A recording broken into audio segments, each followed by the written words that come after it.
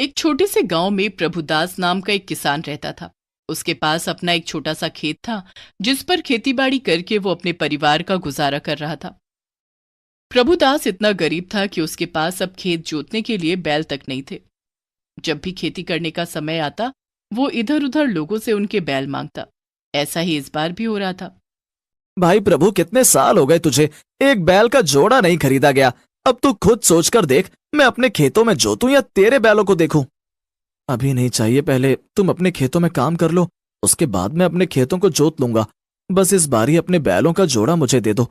कसम खाता हूं, इस बारी कुछ ना कुछ करके मैं अपने बैलों का जोड़ा खरीद लूंगा। 5 साल हो गए मुझे यही बात सुन सुनकर। पता नहीं तू किसकी कसम खाता है जो तेरे से बैल नहीं खरीदे जाते। देख भाई, मेरे से उम्मीद मत रखो, इस बार मैं तुझे बैल दूंगा। प्रभुदास उदास सा वहां से चला जाता है।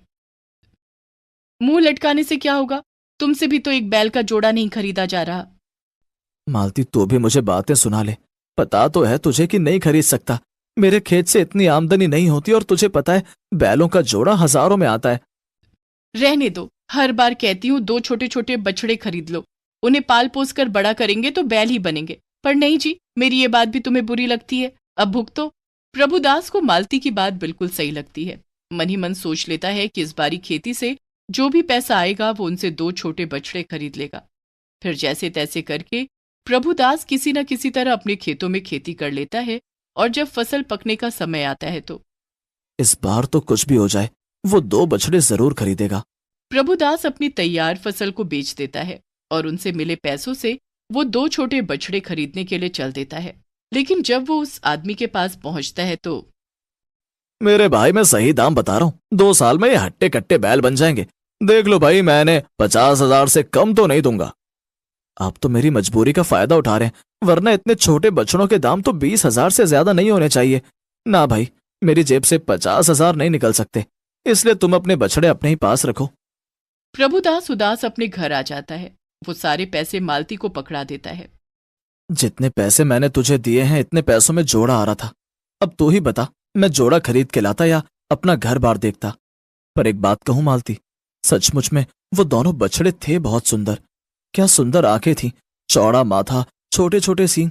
अगर वो 20,000 में राजी हो जाता तो सचमुच में मैं उन्हें ले आता और उनका इतना ख्याल रखता।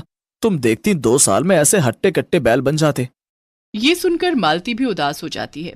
वो सारे पैसे उठाकर अलमारी में रख देती है और उधर उस आदमी को लगता है कि मैंने पैसे ज्यादा बोल दिए। अगर मैं 20,000 रुपए में वो दोनों बछड़े उसे दे देता तो कुछ तो पैसे आते।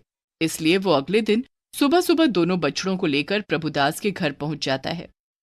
ला भाई, 20,000 रुपए निकाल और ये दोनों बछड़े अपने पास रख। मैंने भी सोचा बेचारा गरीब आदमी है, कहाँ से लाएगा इतने पैसे। क्या तुम सच कह रहे हो?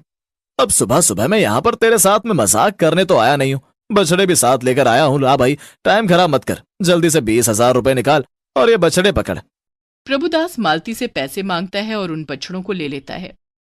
कितने प्यारे बछड़े हैं! तुमने सच कहा था, ये तो बिल्कुल हीरे मोती की जोड़ी है। इनका नाम हीरा और मोती ही रखेंगे। मैं अभी आरती की थाल लेकर आती हूँ, पहले उनकी आरती कर लूं, कुछ मीठा खिला दूं। मालती अंदर से थाली लाती है, फिर दोनों की आरती उतारती है, उन्हें तिलक लगाती है और गुड़ खाने के लिए देती है। मैं इनके लिए जगह बना देता हूँ और चारा लेकर आता हूँ, तब तक तो इन्हें पानी पिला। प्रभुदास खुशी खुशी चारा लेने चला जाता है। मालती उन दोनों को पानी पिलाती है। तुम्हारा नाम